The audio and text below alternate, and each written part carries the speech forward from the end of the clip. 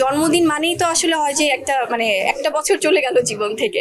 So এটাকে খুব বেশি ঘটা করে সেলিব্রেট করাটা আমার কাছে একটু কেমন মনে হয়। আচ্ছা, অনেক নায়িকারা তাদের জন্মদিন খুব ঘটা করে পালন করে, অনুষ্ঠান করে পালন করে, আপনাকে খুব সাদামাটা ভাবে উদযাপন করতে দেখা যায়। তো আপনি কেন, কি কারণে আপনি ছোট পরিসরে করেন? আমি বরাবরই আসলে কখনোই জন্মদিন খুব ঘটা করে পালন করা হয় না, একদমই হয়তো ঘরোয়া ভাবে, হয়তো বাবা মার সাথে বা আমার ছেলের সাথে, বা একদমই নিজেদের মতো করে পালন করি। আর শুটিং ফ্লোরে থাকলে শুটিং ইউনিটে সবাই হয়তো নিজেদের মতো করে কেক কেটে সেলিব্রেট করছে।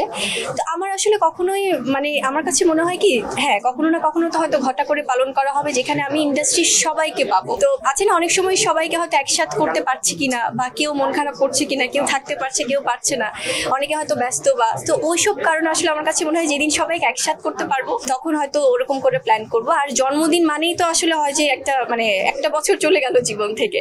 সো এটাকে খুব বেশি ঘটা করে সেলিব্রেট করাটা আমার কাছে একটু কেমন মনে হয়। সো ইনশাল্লাহ হয়তো কখনো না কখনো ঘটা করে পালন করা হবে। আপনার সবচেয়ে শ্রেষ্ঠ উপহার কি ছিল?